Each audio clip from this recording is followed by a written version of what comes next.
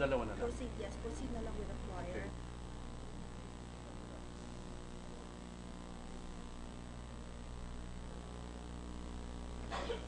Yes, sir.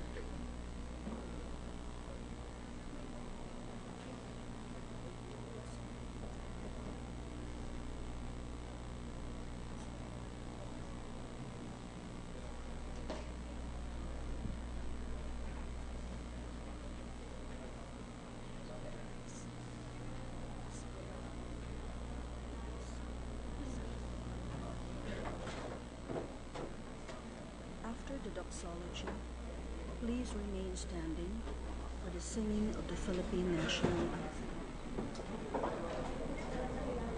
After Leticia. After Leticia. Kakanta, di ba? Oo, Because after kakanta siya. sila after sa Thank you.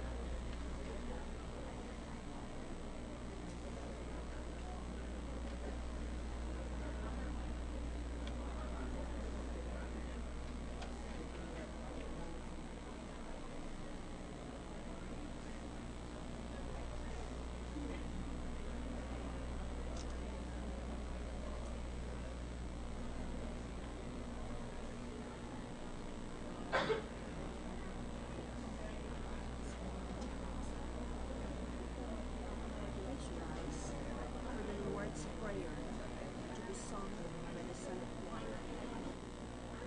Doxology. Please remain standing for the singing of the Philippine national anthem. The Honorable Rene A. Seguisa will now deliver his eulogy. The Honorable Leticia Ramos Shahani will now deliver her eulogy. Her eulogy. Wala, ito lang. Isa lang. Ma'am, baka madagdagan niya sa sana para sa akin.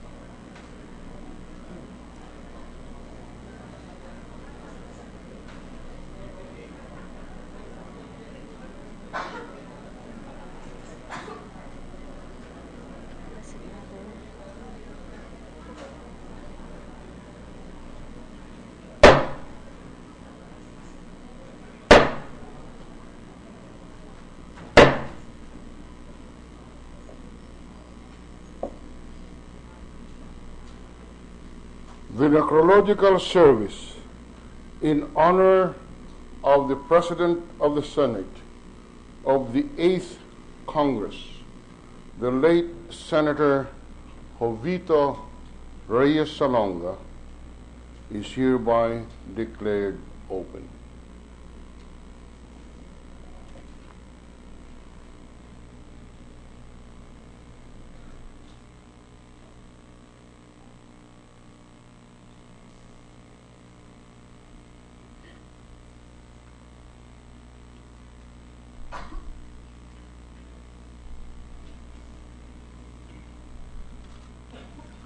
The Lord's Prayer will be sung by the Senate Choir. After the doxology, please remain standing for the singing of the Philippine National Anthem.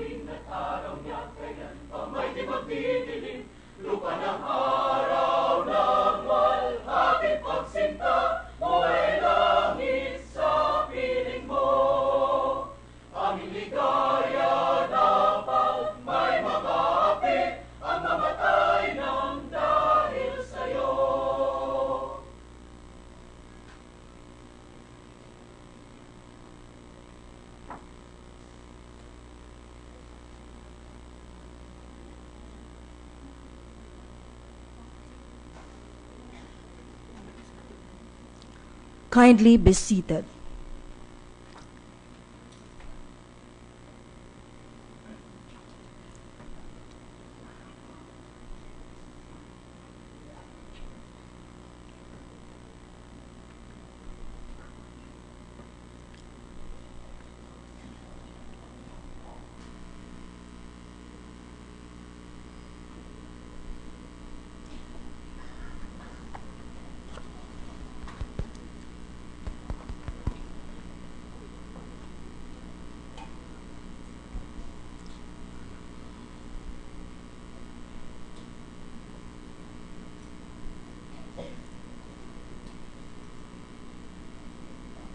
The Honorable Rene A. Sagisag will now deliver his eulogy.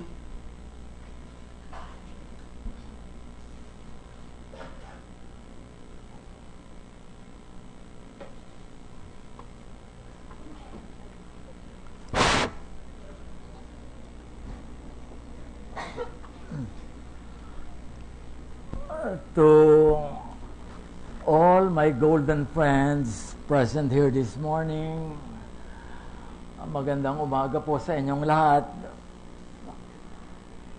I am only on a special leave for a few hours to leave Makati Med. So against myself, I'll have to follow two things I learned about delivering a speech. Like a bathing suit, I was told it should be short enough to be interesting and long enough to cover the subject. By force of circumstances, I have first to answer a query I got, why I always call the man we honor today in informal settings as uncle. I am told that when I was delivered, my Lola Natalia, first cousin of Lola Dinang, the mother of Uncle Jovy, living in the same looban, had to give me milk because my own Lola was barren of milk. Must have been a century ago. And then we probably lost contact because from San Miguel, we moved to what is now known as Santa Cruz in Pasig, maybe 2 barrios apart. And it was only after I became a student that I first read about the roaring debate between two Rizaleños and Chong Sumulong and Jovy Salonga about Saba. And at the time, I agreed totally with Uncle Jovy was saying. I'm not so sure where I stand on the issue today if it again crops up. Because after many decades, to me, self-determination is a basic human right. We cannot just let the people, about 2 million native Sabahans, I want to know if they want to be governed really from Manila or on their own or some other capital. Anyway, after I did relatively well in the bar exam, not as well as Uncle did, tying with Pepe Jokno in 1944 for number 1 in wartime years. And a very good friend of his was my boss in the law office and in law school, Dean Feliciano Hover Ledesma. And they would play golf regularly. And so he intimated that he wanted his pamangkin, me, to join him, like many other Rizaleños. But I told the dean, I'm staying with you because I have no yen or desire or ambition to be in politics. To me, my hope and dream was to be a common lawyer helping the common people who are usually underserved, oppressed, etc. And so he let me be until in 1972, he called me one night, September 23. Raul, Rocco, and I were trying to sleep in the house by bayaw of his in Bel Air. And Uncle, what's going on? So I'm here in the Senate. The doors and gates are barred. But even then, we made an implicit pact, followed later or said later by other icons of mine, Pepe Jokno, Tani Tanyada, resist, resist, resist. So, that was how I ended up in human rights lawyering, which was an animal unknown in the legal zoo when I was student. In fact, even when I went to Harvard Law later in the 60s, only 1 or 2 hours maybe on the subject. I remember particularly in Yamashita, where our teachers were teaching us or trying to teach us that Yamashita was not to be blamed for the bombing, the killing of more than 100,000 people south of the Pasig. Because at the time, Admiral Iwabuchi was in command. General Yamashita was effectively cut off. And so when I said how I felt, that Japan had no business visiting us in the first place, to my great surprise, a burst of applause from equally immature students from all over the world. And it was only later on that I understood or tried to understand that command responsibility as a concept must be refined and defined so as not to erase personal liability.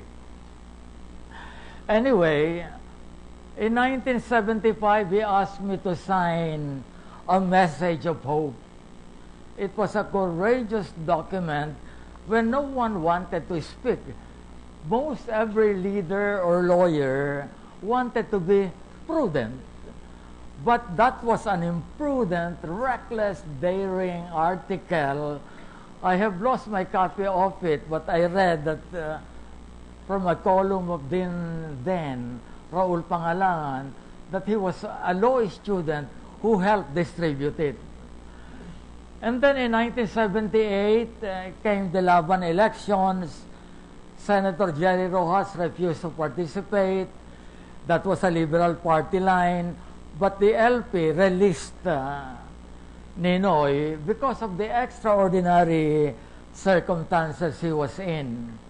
We had that historic noise barrage of April 6, 1978. That was when I edited Malayang Pilipinas during the election period, continuing what I was trying to do, pamphleteering. The Rizal IBP newsletter was my outlet, and then certain publication of Ruben Canoy, of Federico Pascual, and others supplementing what was distributed by the underground.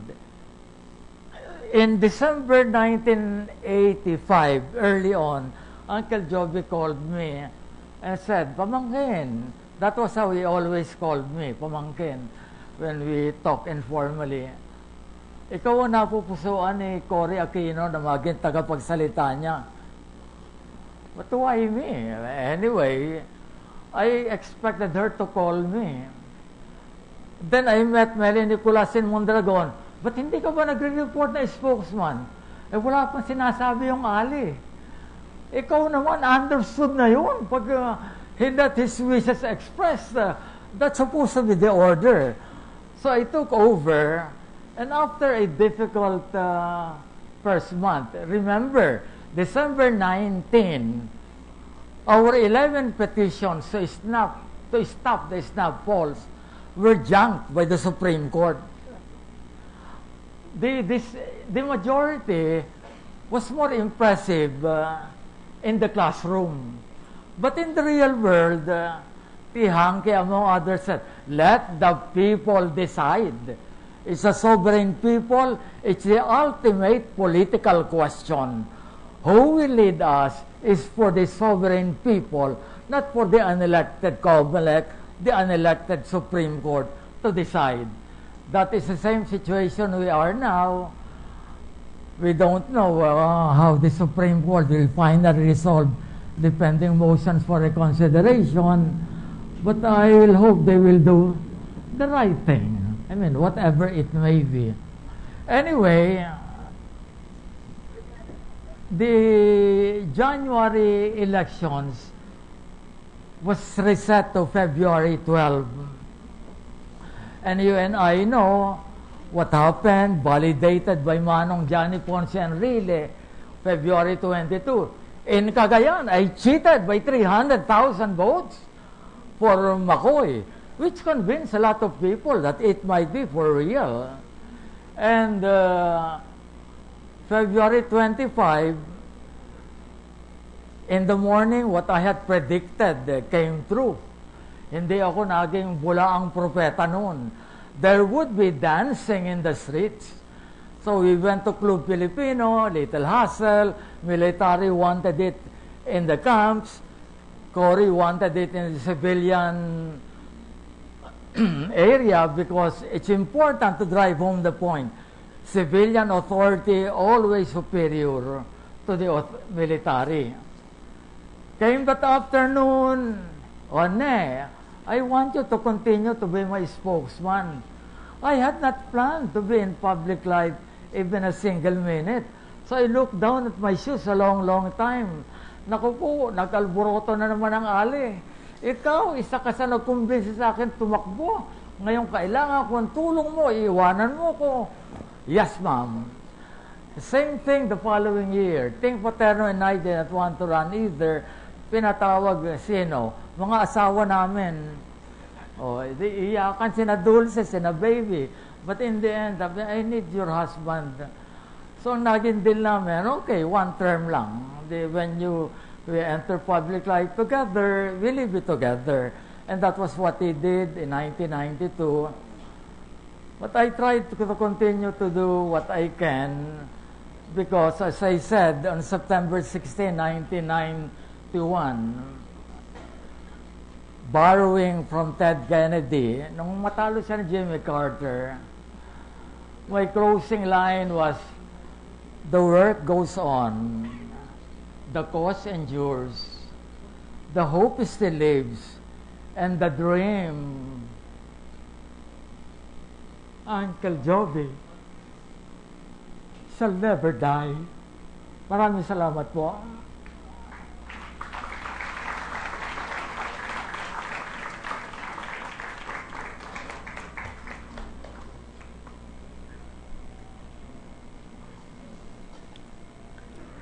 The Honorable Leticia Ramos Shihani will now deliver her eulogy.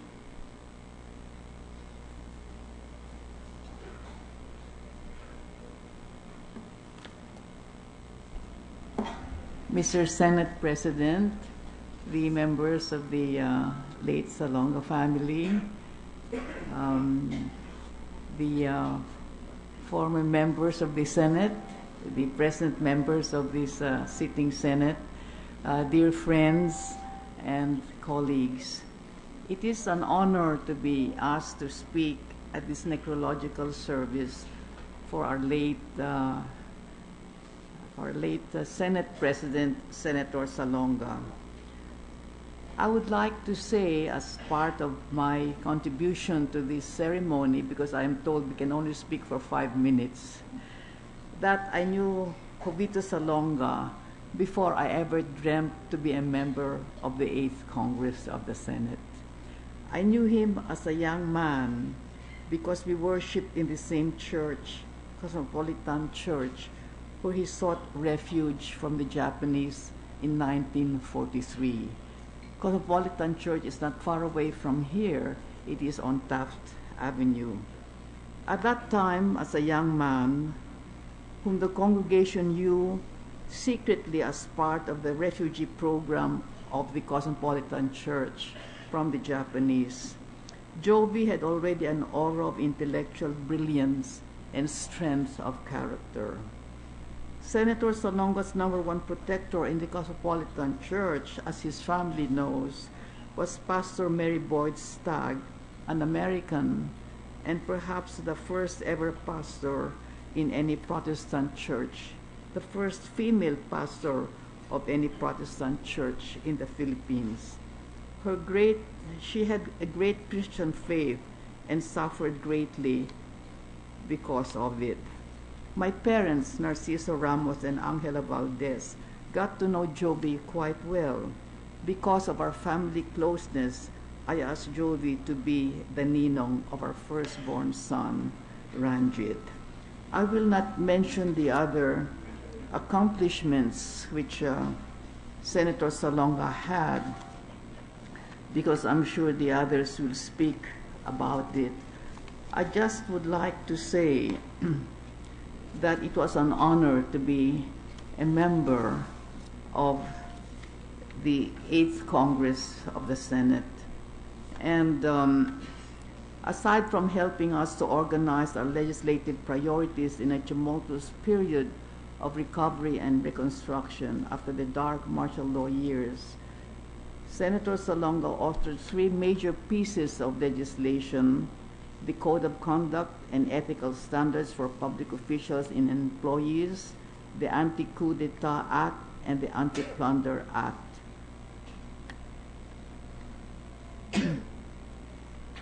Perhaps this citation on the occasion of his acceptance of the honorary Doctor of Laws degree given by the University of the Philippines is one of the best summaries of his long and productive life. The UP, in confirming an honorary Doctor of Laws, cited Jovito Salonga, and I quote, for his brilliant career as an eminent political figure, for his unwavering, courageous stand against injustice, oppression, and dictatorship, and for his sterling personal qualities of decency, humility, industry, and moderation. After his retirement from public life, Senator Salonga continued his public service to the Filipino people, concentrating on issues which defined his personal life, which were raising political consciousness and citizens' participation in democratic, non-dictatorial governance and proper legal education, to serving institutions such as Kilos Bayan, Di Bantayog ng Mga Bayani, and Bantay Katarungan. Mahatma Gandhi, when asked what was his greatest accomplishment in life, India's apostle of nonviolence replied, "My life is my message." Or as an artist said in a similar vein, "The singer is the song." Indeed, the life of Compadre Jovy, who translated his principles into daily life with unerring consistency and faithfulness, his life was his message, and the song he sang was composed from his own very life. As we enter the political season in our country, and as cynicism, corruption, transactional politics, and violence dictates the norms of our democracy, the best tribute we can pay in the Senate to Jovito Salonga's exemplary life on this occasion is to remember that one Filipino, through his God-given intellectual brilliance and strength of character, was able to succeed in politics not through money and corruption, but through his faith in God, love of country and his fellow human beings, and service to the nation. Tortured, disabled, at times ridiculed for his simplicity and non-materialistic choices in life, he continued his journey of struggle and hope on the path less traveled. To quote his own words from his memoir entitled A Journey of Struggle and Hope, and I quote, "True love of country is not a short and frenzied burst of emotion, but the tranquil and steady dedication of a lifetime to the cause of genuine independence, individual freedom, and social justice. Independence, like freedom, is never granted. It is always asserted and affirmed. Its defense is an everyday endeavor, sometimes in the field of battle, oftentimes in the contest of conflicting wills and ideas. It is a daily struggle that never ends for as long as we live." And it was indeed the finest moment of our Senate when, as our Senate President, he led in the rejection of the treaty on the U.S. basis. To his surviving children, Steve, Patricia, Victoria, Regina, Ricardo, and Eduardo, we convey our sincerest and heartfelt condolences.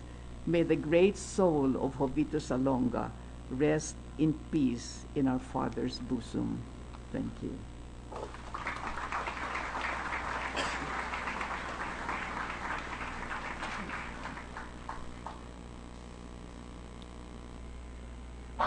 The Honorable Gersonte Alvarez will now deliver his eulogy.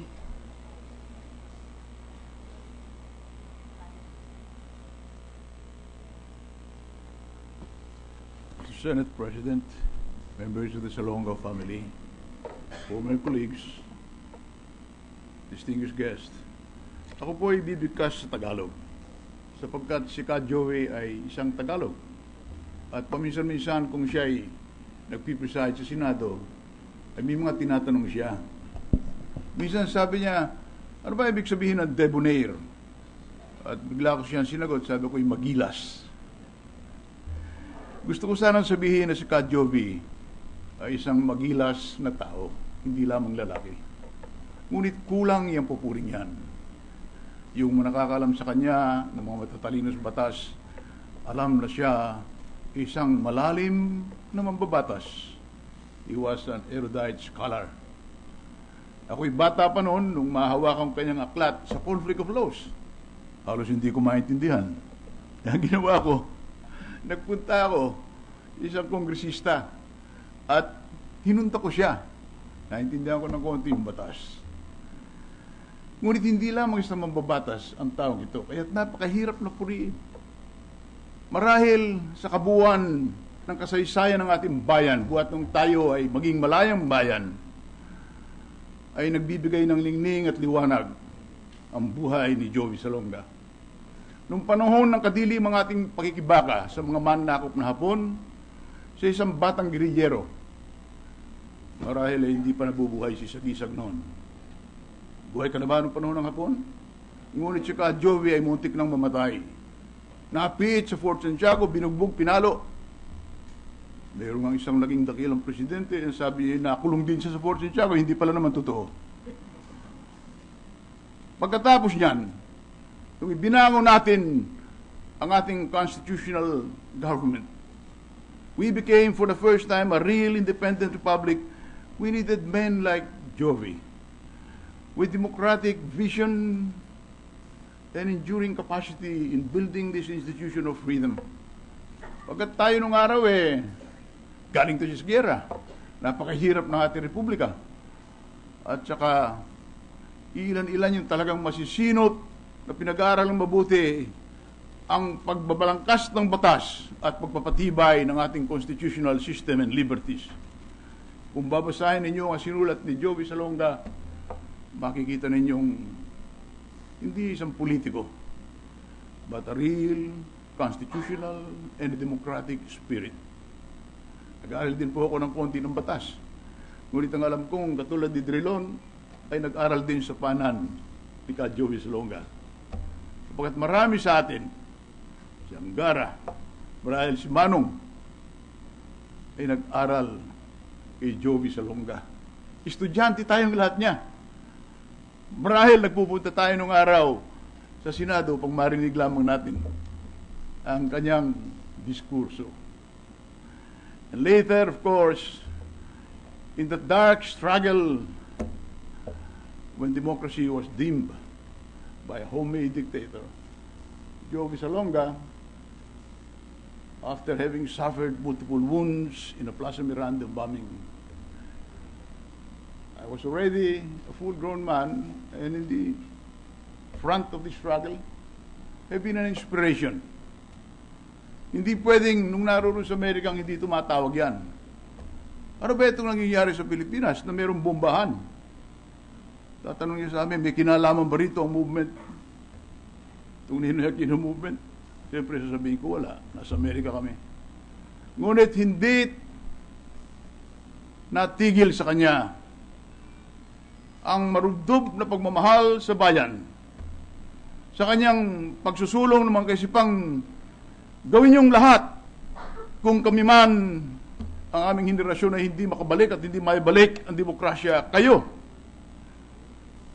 Natutuwa nga ako nung sabihin niyang, ang lawak ng dalampasigan ng ating arkipelago. Parang ang gusto niyang sabihin ay, maaaring dumating ang araw na ang mga Pilipinong 3 milyon dito sa Amerika ay lumusob. Ngunit bukod dyan, ay hindi siya nahinto ng pagsusulat. At ang karamihan na sinusulat niya ay nililimbag ko. Ikinakalat ko doon sa samahan naming Movement for a Free Philippines. Ginagamit ko sa aking lobby sa US Congress upang putulin ang military aid. Ngunit yung taong ito na kinupkup ng Amerika at dinakila ang demokrasya ng Amerika ay lalong higit ng pagmamahal sa sariling bayan sapagkat nung dumating ang ating kalayaan at ang ating kapangyarihan, kasama mga ilan rito, pinutol nila ang kapangyarihan ng Amerika dito sa Pilipinas. Hininto ang military bases. Napakahirap na dakilain ng isang taong katulad ni Jovy Salonga. Nasa kanyang tapang, nasa kanyang dunong, nasa kanyang pagmamahal sa bayan. At ang kanyang buhay ay gumuhit sa maraming panahon. Ngayong meron tayong kalayaan, marahil si Jovy Salonga ay bahagi ng buhay ng ating kalayaan. Maraming salamat po.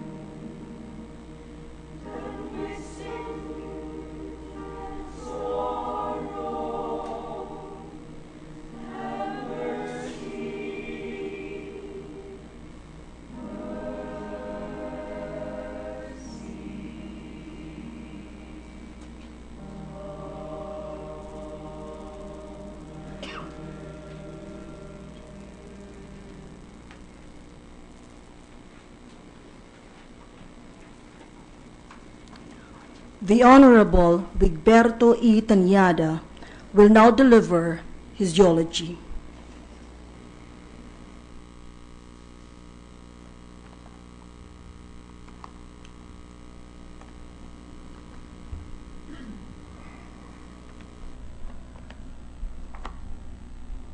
Our dear colleague, friend, and mentor, Senator Jovito Salonga, lived a meaningful and purposeful life. He lived to be 95, but he retained a vigorous and youthful spirit, because as he said in a speech delivered sometime in 1998 entitled Parangal sa mga kabataang tumatanda, he said, "You are as young as your hopes, as old as your fears, as young as your faith, and as old as your doubts." Senator Salonga lived a simple and principled life. He was a man of prayer, of deep faith. He was a scholar who taught law inside the classroom and practiced law in the dark days of martial law, when the rule of law had been shackled and put aside. What was truly inspiring, given his life story, was that he never gave up. He was, for many of us, always a beacon of hope. Born in 1920 from parents with modest means, his father was a pastor and his mother a market vendor. And Jovy sold ice drop in the market area. Bata pa lamang si Jovy, siya ay Mr. Palengke na. He was a working student, proofreading to earn a living while studying at the UP College of Law. His preparations for the bar exams were interrupted by the war, and when he finally took them, he topped the bar exam together with the late Senator Pepe Diokno with a grade of 95.3. This was how Jovy Salonga remembered his experience during the war years. And I quote, "I recall that as a young man of 21, I joined the resistance, the underground resistance movement, was eventually captured, then repeatedly tortured in Pasig in the presence of my father, transferred to Fort Santiago and to 3 other jails, then sentenced by a Japanese military tribunal to 15 years of hard labor in Muntinlupa. I was later released during the Foundation Day of Japan." End of quote. After the war, Jovy Salonga embarked on a scholarly career, earning his master's degree at Harvard and his doctorate at Yale University. Soon after, he taught and practiced law and became dean of college of the Far Eastern University before he was persuaded to run for Congress in Rizal, 2nd District, in 1991. Jovy Salonga ran for senator thrice in 1965, 1971, and 1987, and topped the senatorial race thrice. Throughout his public life, he was the epitome of the servant leader, as he served the people with utmost integrity, loyalty, and justice. Hindi lang po salita ng salita, kundi may kasamang palaging gawa. Kaya't masasabi natin nang walang pag-aalinlangan na sa kanyang buong paglilingkod sa ating inang bayan at sa sambayanang Pilipino, tinahak na ni Senador Salonga ang daang matuwid. Jovy Salonga suffered in the flesh for his beliefs. In 1971, he nearly died as a bomb blast ripped through the stage during the Liberal Party's proclamation rally at Plaza Miranda. But he was a determined man and could not be discouraged nor deterred. As Jovy himself put it, and I quote him again, when Marcos imposed martial law in September 1972, I was among the earliest to oppose it openly and publicly. I handled the cases of well-known as well as obscure political detainees. I was persecuted, arrested, and thrown into the same isolation room where Ninoy Aquino had been in prison for more than 7 years and a half of his memorable life. End of quote. As Senate President, Jovy Salonga presided over the Senate's finest hour. Before he banged the gavel to signal the defeat of the U.S. military bases treaty, he explained his decisive vote thus: I have been warned by well-meaning friends that my stand on this treaty may hurt my chances of becoming president. No matter. That is an insignificant consequence. In times of great crisis, our martyrs and heroes offered their lives that our people might become truly free. After walking through the valley of the shadow of death twice in my life, titles and positions do not mean that much to me anymore. What is more important is to be of real service to our people, with or without any position in government.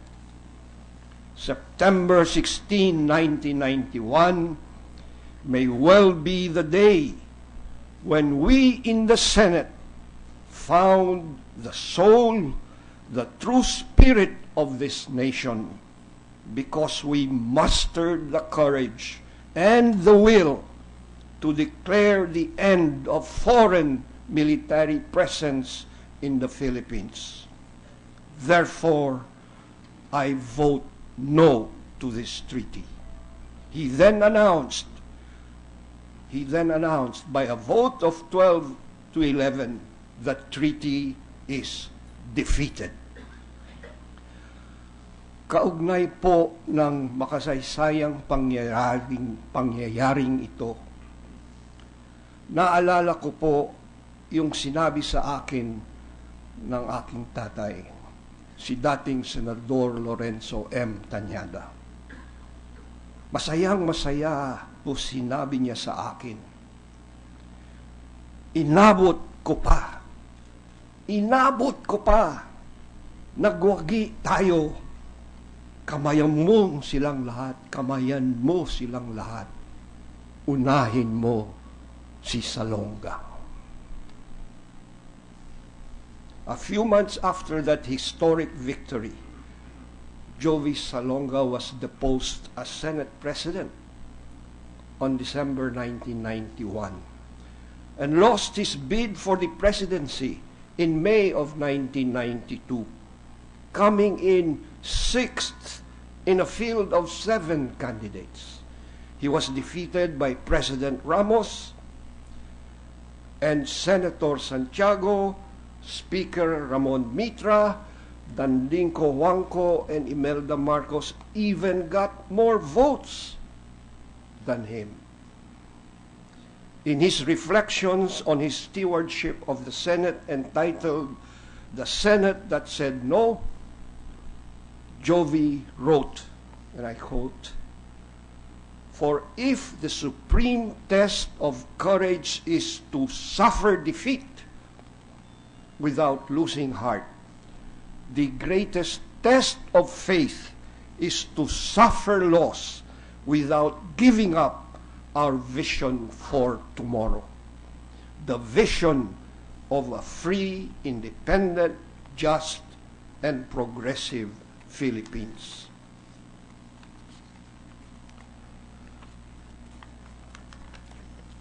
Even after he stepped down from political life, Jovy continued to serve as a citizen with a conscience, encouraging the emergence of efforts such as Kilos Bayan, Bantay Katarungan, and Bantayog ng mga bayani. Allow me to end with a few thoughts on Jovy Salonga's legacy of moral courage. He was a friend to many of us in the halls of the Senate, and his was the kind of friendship which evoked and sustained moral courage.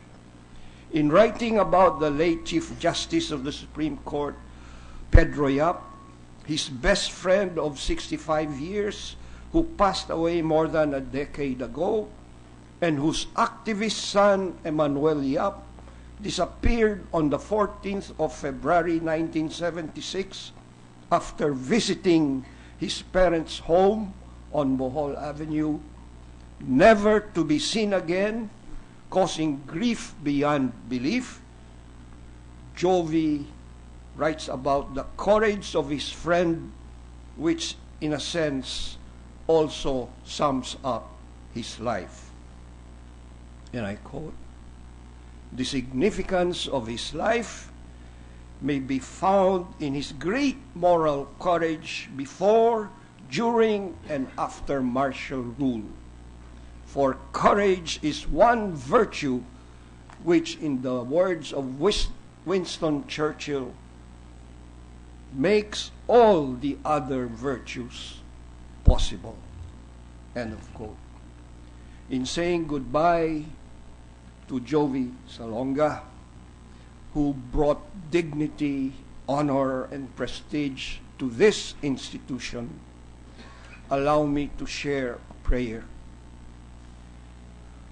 May the good Lord inspire us all and instill in us the moral courage to do the right things for our people, to serve them always humbly and honestly, to make hard choices, putting our people's welfare above all and our nation's interests always.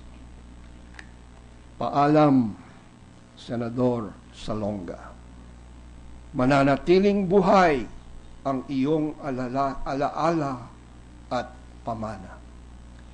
Hindi ka namin malilimutan. Sana matutunan at matularan ng marami nating mamamayan ang inyong ipinakita at pinatunayang katapangan, katapatan, kagitingan at kabayanihan sa inyong tuluyang pagtataguyod, pagsusulong at pagtatanggol ng ating pambansang kasarinlan, kalayaan, kapakanan at dignidad. Maraming pong salamat sa inyo lahat.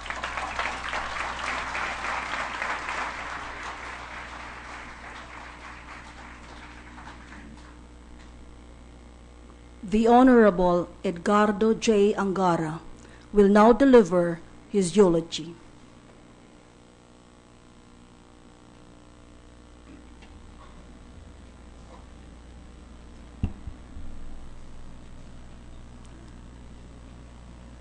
When we opened the 8th Congress, 8th Senate, we opened it in the old Congress, not in this hall. It was a Gothic building, very impressive, very dignified. And I, as a new senator was really awed, and I admired the 24 who was moving towards inside the room. There were great names, almost storied names: Salonga, Gingona, Sotero Laurel, Sanios Menya, Raul Manglapus. And then those who are new in politics: Rene, Joey, Vic Siga, Sani Alvarez, and formidable names like Ernie Maceda and Mike Tamano, and two really outstanding women leaders of the country, Letty and Nina. We were all impressed, and I think the nation was all impressed with this 24-member body. The mood was, I think, very hopeful, very optimistic. And the Salonga Senate, if I recall, was generally a tranquil body, almost joyful, which is quite not descriptive of the Senate.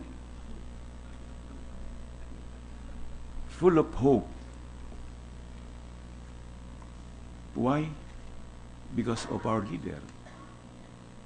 It's a leader that we all look up to. And in his acceptance speech when we elected him Senate President, and I thought I will add to the summary of Jovy's life and times. Let me add what he said when he accepted the Senate presidency. He said to all of us, and I quote, "We have the moral obligation to perform, to advance the cause of good government, and to bring prosperity and security to our people, so that we may have here, in the fullness of time, a free society where the weak shall be strong, and the strong shall be just," unquote.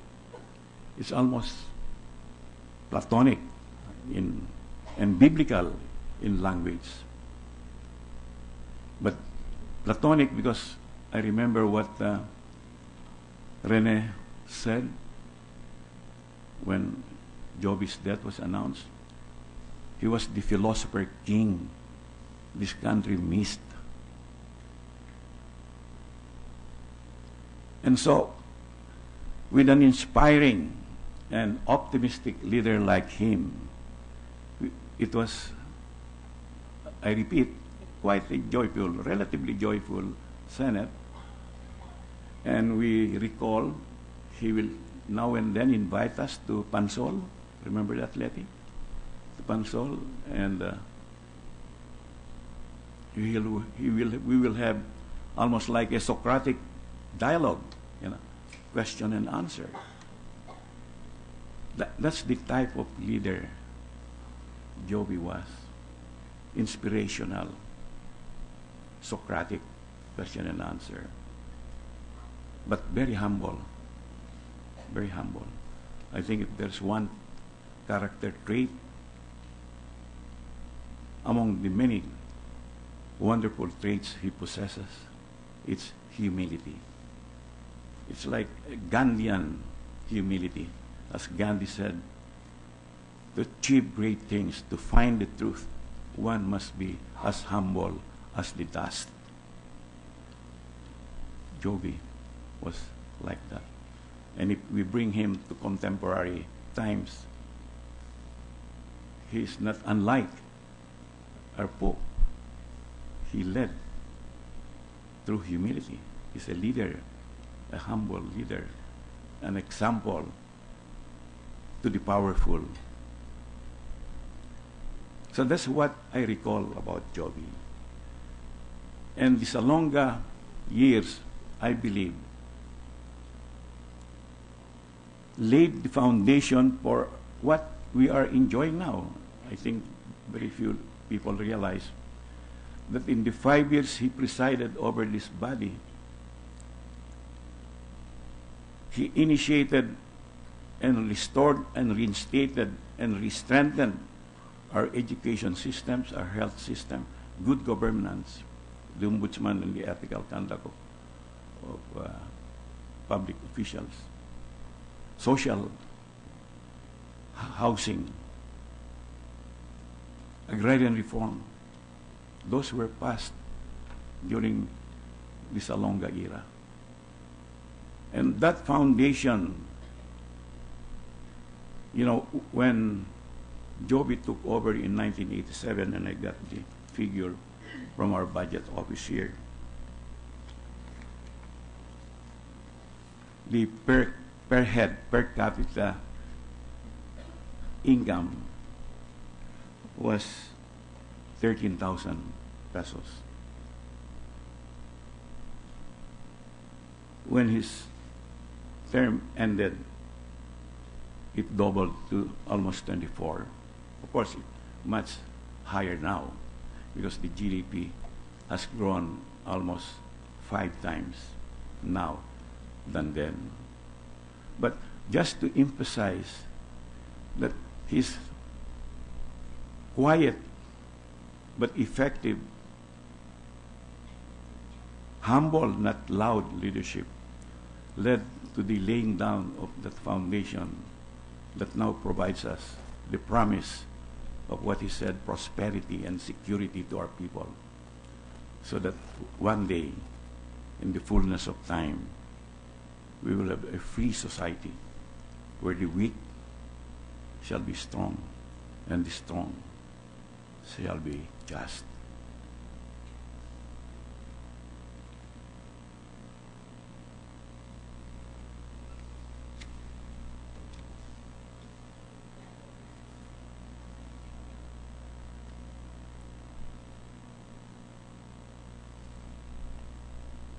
And so, to the family of Jovy, to Steve and the siblings, our deepest condolences, our sympathies, and our affection for a mentor, for a true patriot, for a scholar that we all remember and will remember very well. Maraming pong salamat.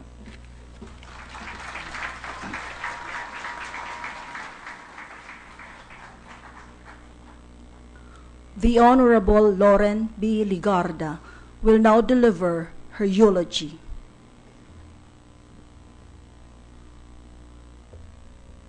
Senate President Frank Drilon, former Senate presidents, former senators, incumbent senators, congressmen, friends of the Salonga family, Steve, Ricky, Eddie, Patricia, Victoria, your spouses, Curly, my comadre. I did not have a chance to be with Senate President Salonga in the Senate because I became a senator when he was already an ex-Senate president and a former presidential candidate. But therefore, I am greatly honored and humbled to be allowed to deliver a brief eulogy for this great Filipino. I had a chance to encounter him and come up close and personal with the man even while I was a young journalist, and had the many chances of interviewing him and documenting him in my 20 years in television. I also had the chance to be up close and personal in one-on-one meetings with him when I was a very young first-term senator. And not many people know that I sought his advice, his mentorship, his wisdom on the very difficult decisions I had to make in the Senate. Today we pay tribute to a man whose towering greatness shaped much of the politics and public affairs of the 20th century, untied the umbilical cord with the United States, and shepherded the passage of landmark, life-changing legislation. Former Senate President Jovito Salonga was for me a dear, affectionate friend, a mentor and advisor, a family friend. His eldest son, Steve, is a godfather, a ninong of my eldest son, Lance. He is also an outstanding public servant, a statesman of the highest order, a pillar of democracy, an indefatigable fighter for truth and justice, whose brilliance and integrity are unparalleled. Like many of the great men and women of his day and age, Jovito Salonga was born under the humblest of circumstances. His father, as mentioned by Senator Tañada, was Esteban, a Methodist pastor, while his mother, Bernardita, had to sell wares at the public market to augment the limited family income from missionary work. However, with a superb intellect, despite his life's circumstances, he was a star student at the University of the Philippines Law, was one of the few Filipinos in the 1940s to attend Harvard and Yale University. And as mentioned earlier, he topped the bar with 95.3, an amazing feat from a man who a year before was tortured by the Japanese military because of his engagement in anti-Japanese activities and was sentenced to prison for 15 years of hard labor, only to be pardoned a year after. His devotion to our nation's freedom has allowed each one of us to stand here today in this august hall to argue and to agree, to debate and to collaborate, and to help run our nation.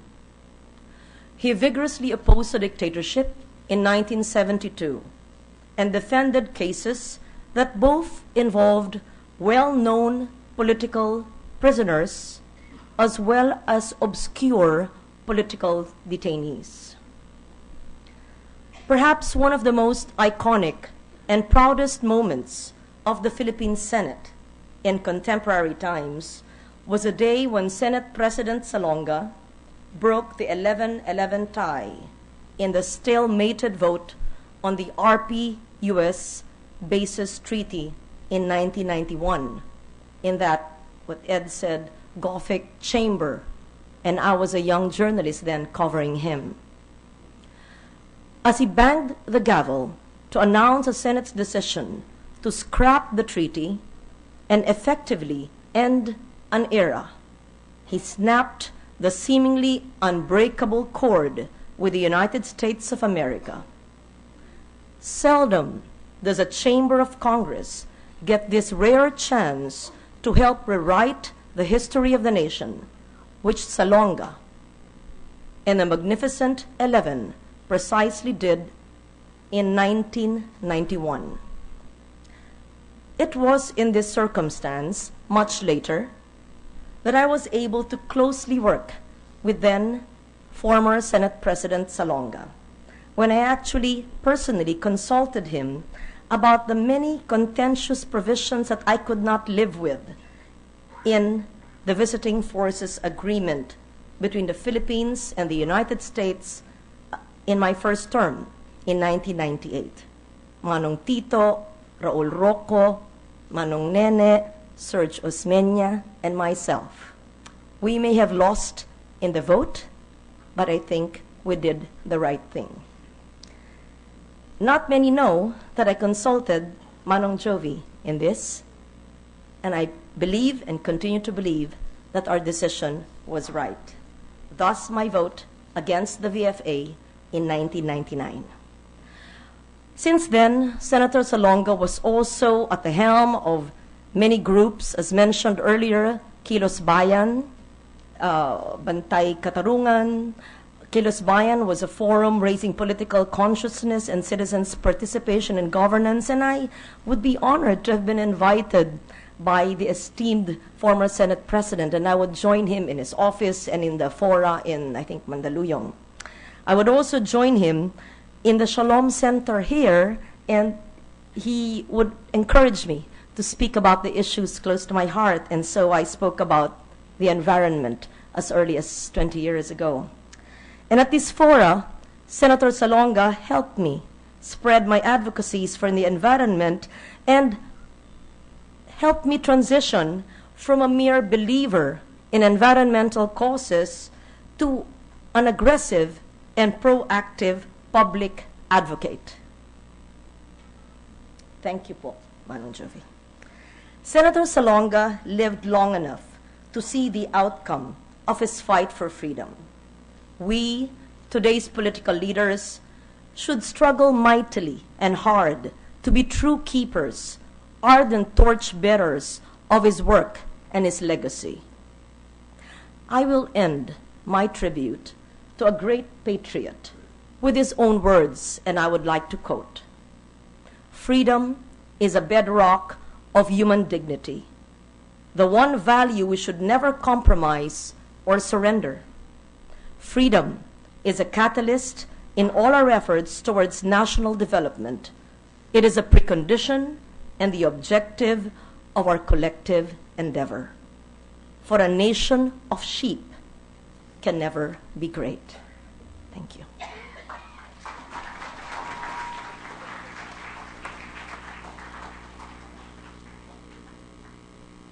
The Secretary of the Senate will now read the Senate resolution.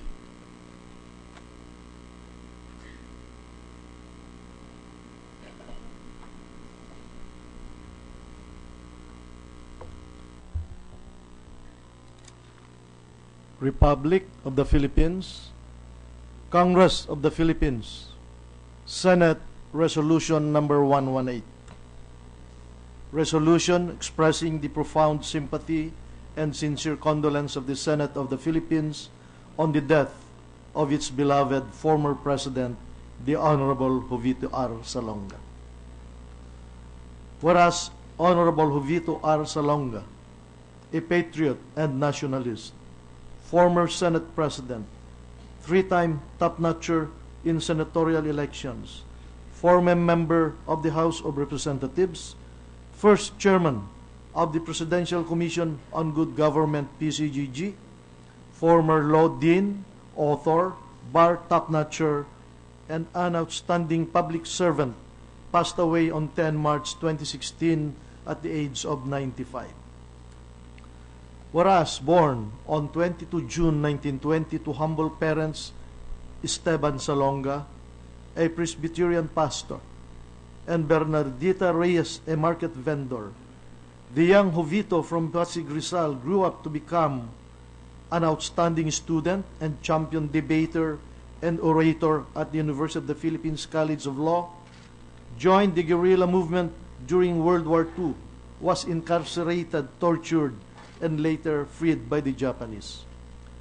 Whereas he was a top-notcher in the 1944 bar examinations with a grade of 95.3%, and then pursued his graduate studies in the United States on scholarship grants, earning his Master of Laws, LLM, from Harvard Law School in 1948, and Doctor of the Science of Law, JSD, from Yale Law School in 1949. Whereas in 1961, at the peak of his law practice and teaching career, he ran and was elected representative of the 2nd District of Rizal and distinguished himself as chairman of the legal committee at the Anglo-Philippine talks and the powerful Committee on Good Government, which investigated the celebrated Stonehill case. whereas despite the lack of financial means, he would run and top the senatorial elections held in 1965 and would repeat this feat during the 1971 and 1987 senatorial races, thus distinguishing himself as the only person in the history of Philippine politics who emerged at the top of 3 senatorial elections. Whereas when martial law was imposed on 21 September 1972, he was among those who openly and vigorously opposed the closure of Congress and the imposition of one-man rule, and would serve as counsel to prominent opposition leaders arrested and detained during the dictatorship. Whereas he was then implicated in a series of bombings in Metro Manila, he was arrested and incarcerated in the same isolation room where Ninoy Aquino was imprisoned. But he was allowed to live with his wife in March 1981 to attend several international conferences and undergo medical procedures in the United States, where they were later forced to live in self-exile in Hawaii and California as subversion charges were filed against him. Whereas he returned to the Philippines on 21 January 1985 to help unite the democratic opposition, and when President Corazon C. Aquino assumed power in 1986, he was appointed PCGG chairman, and as such, he had accomplished the recovery of ill-gotten wealth consisting of billions of cash and bank deposits and several titles to real property and their turnover to the government. Whereas when a restored Congress opened its sessions on 27 July 1987 under a constitutional democracy, he was elected Senate President by his peers, who saw in him a respected leader with an untainted record in public service, a leadership which combines power and conscience, authority, and selflessness.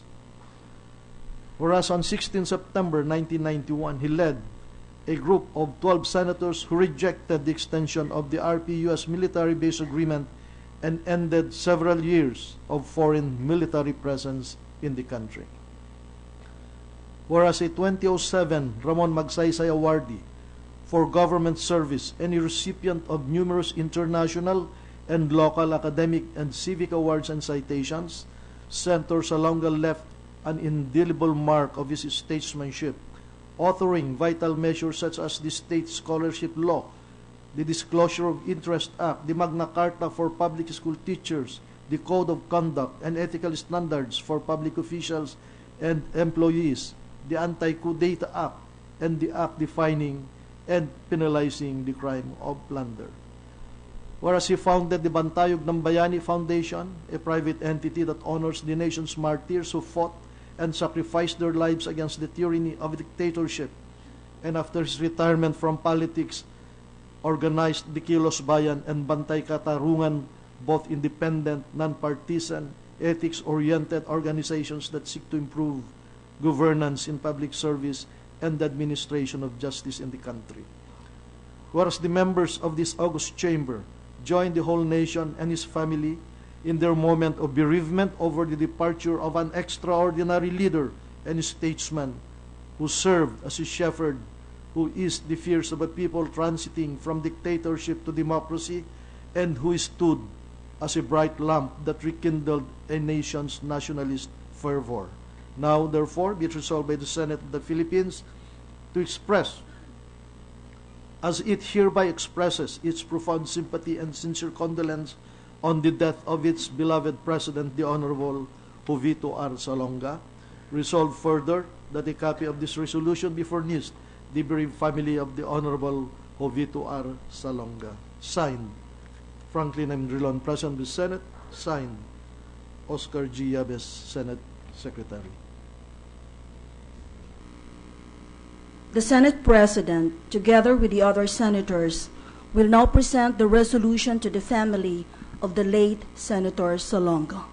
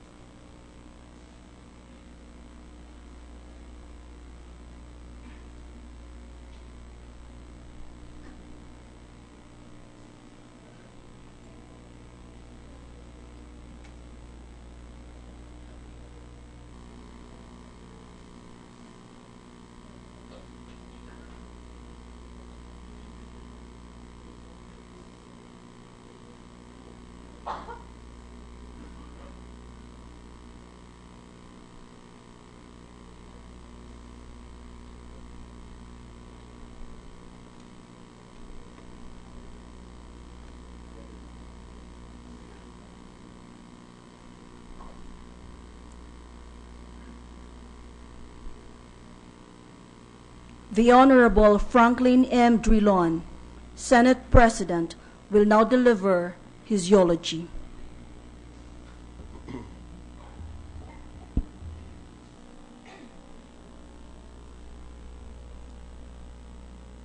Former Senate Presidents present here, former senators, my colleagues, congressmen, friends, family of the late Senate President Jovito R. Salonga.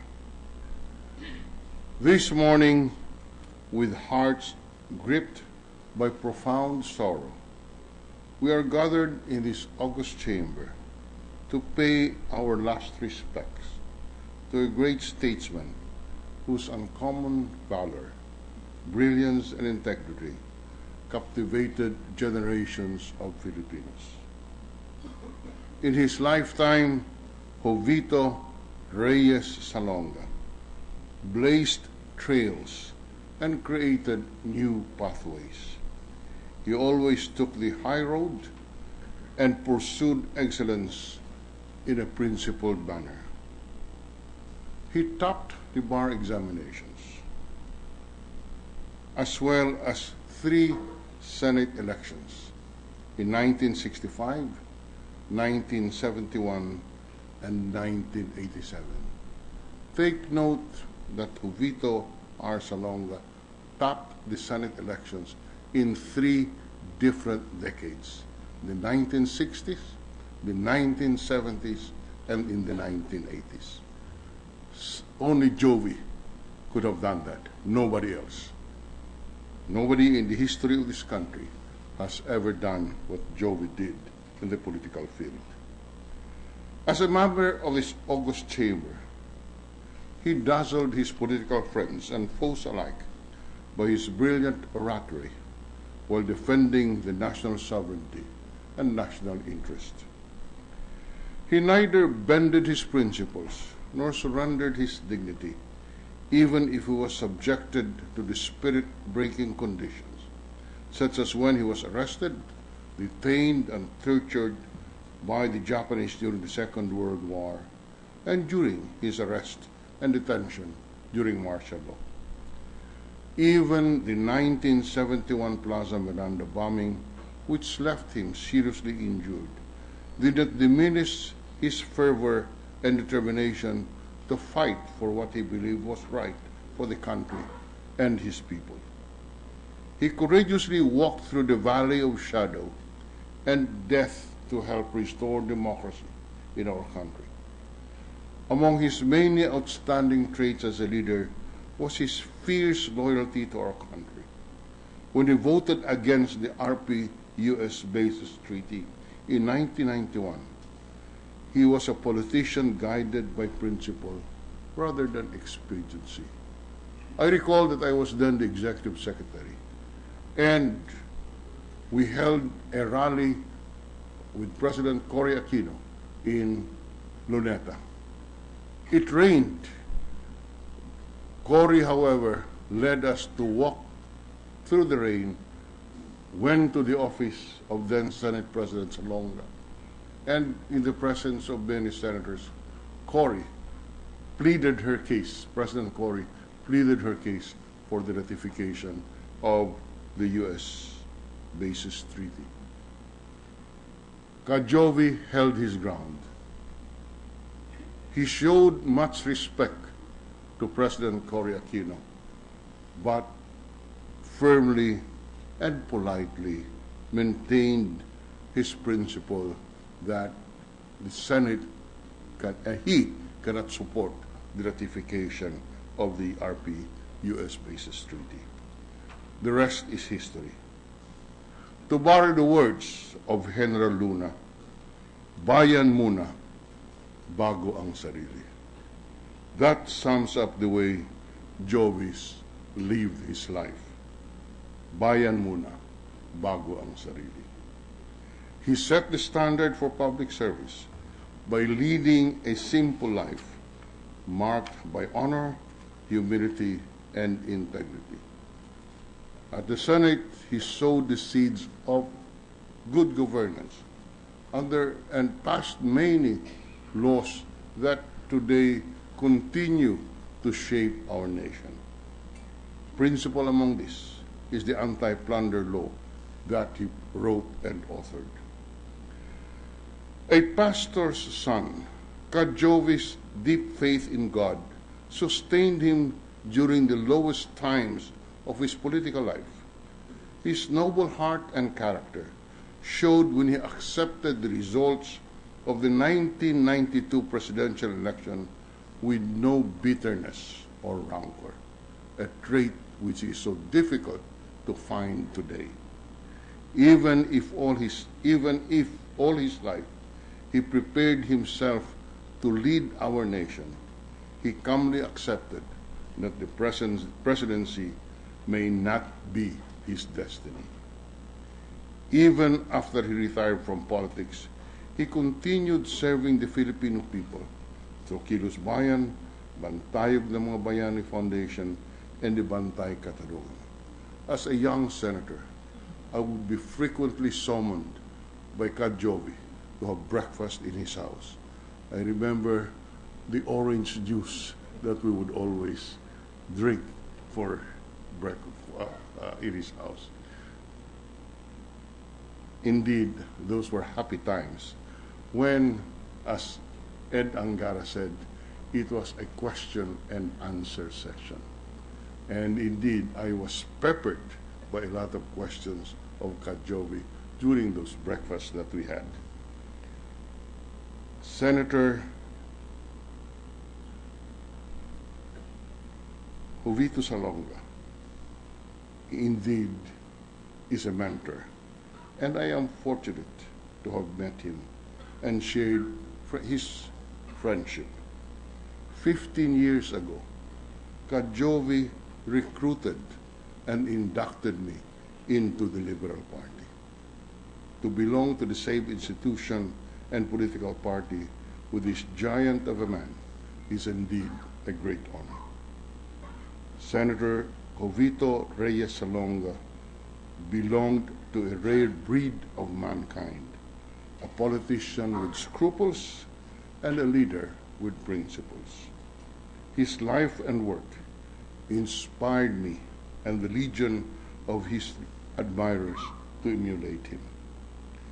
Let it not be forgotten that once in this august chamber there was a Jovito Salonga whose wit, brilliance, and undying love for his motherland held this country in awe. To the Filipino youth who are now enjoying the freedom that generations before them paid for with their life and limb, may the life of Jovito Salonga inspire you to protect our hard-won democracy.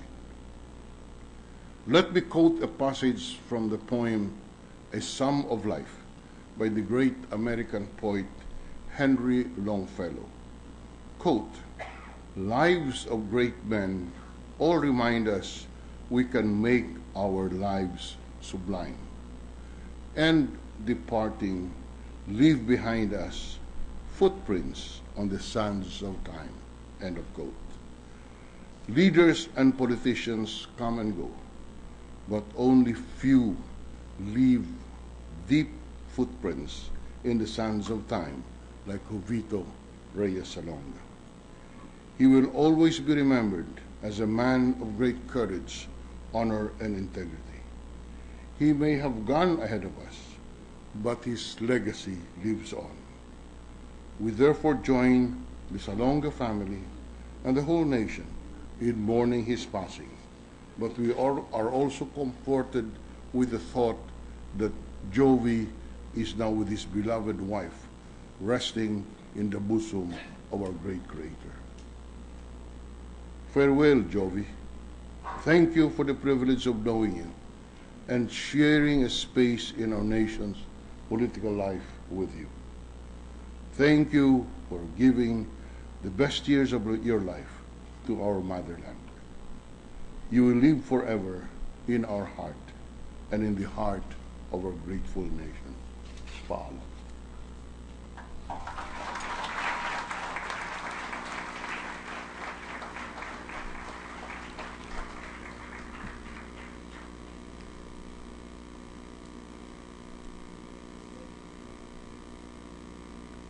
On behalf of the family of the late Senator Jovito R. Salonga, Mr. Esteban Salonga will deliver the response.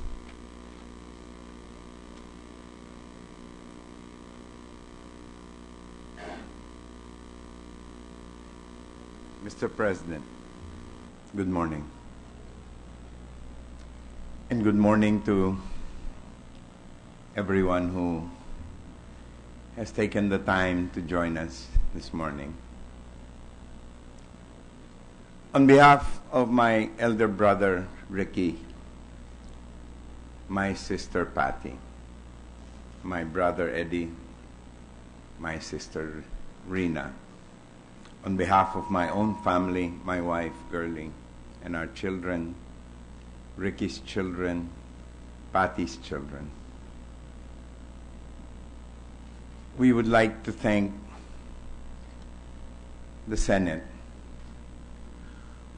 for giving us an opportunity to hear once more these wonderful stories about our father. Senator Salonga loved this chamber.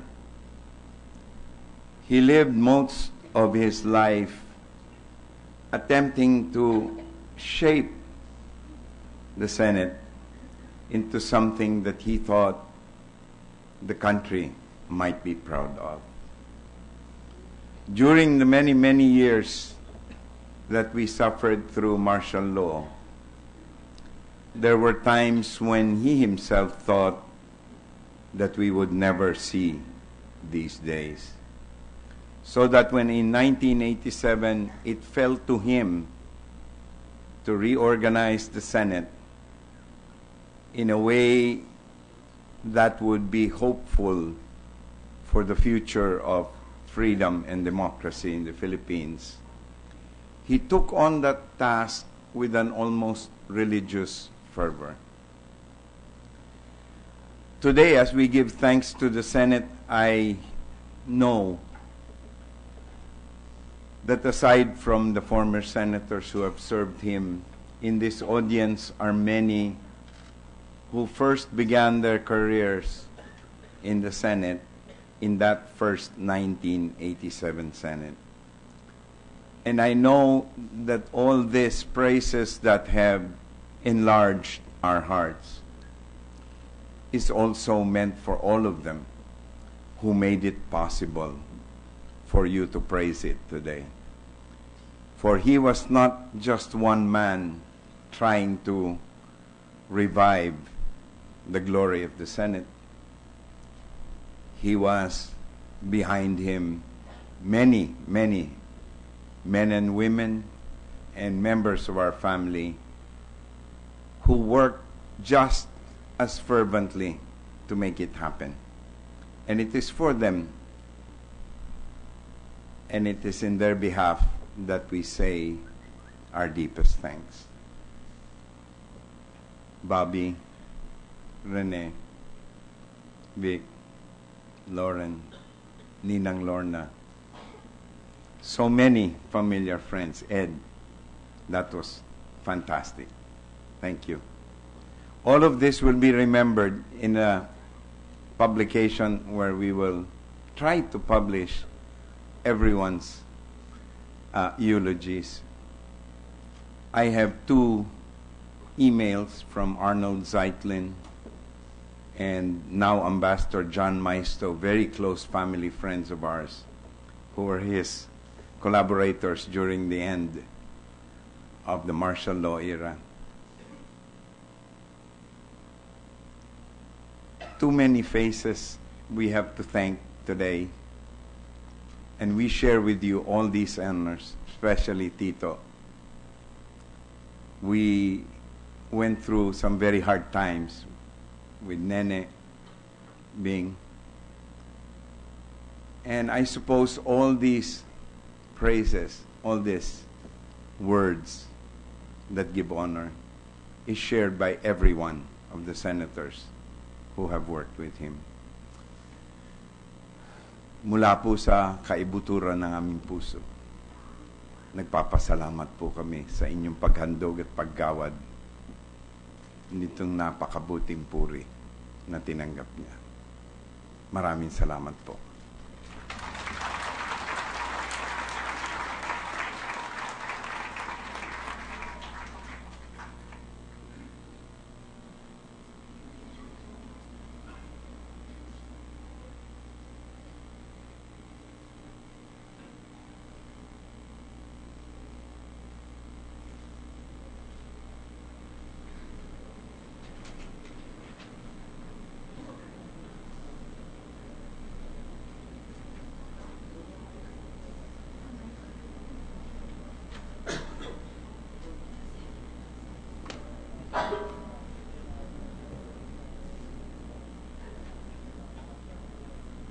This necrological service is hereby declared closed.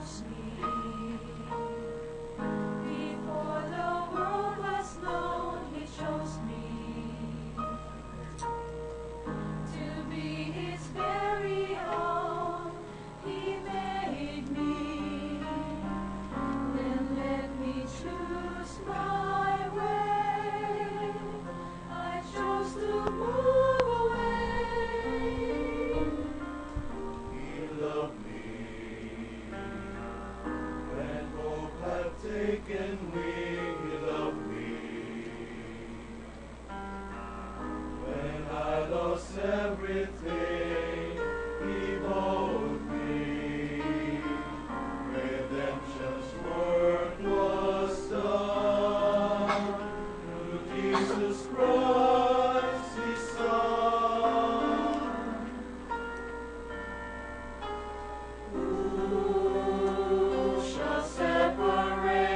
me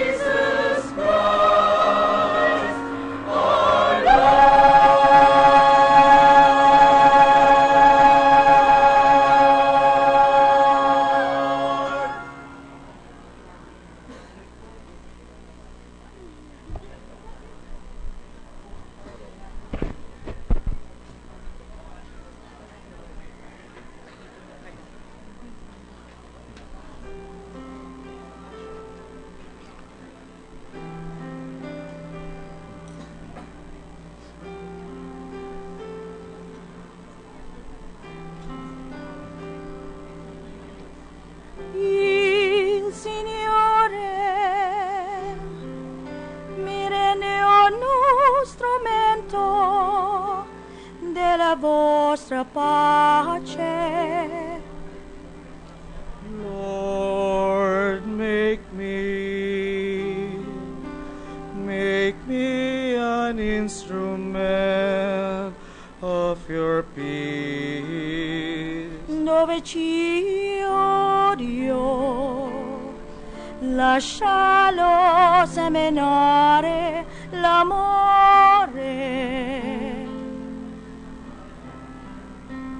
Where there is hatred, let me sow love. Dove ci è ferita, Where there is injury, perdono. pardon. Dove ci Where dubbio, there is doubt, fede. Dove faith. ci espressione, Where there's despair, sperare. Dove ci enerezza, where there is darkness, illuminarsi. Dove c'è la tristezza, where there is sadness, gioia. joy.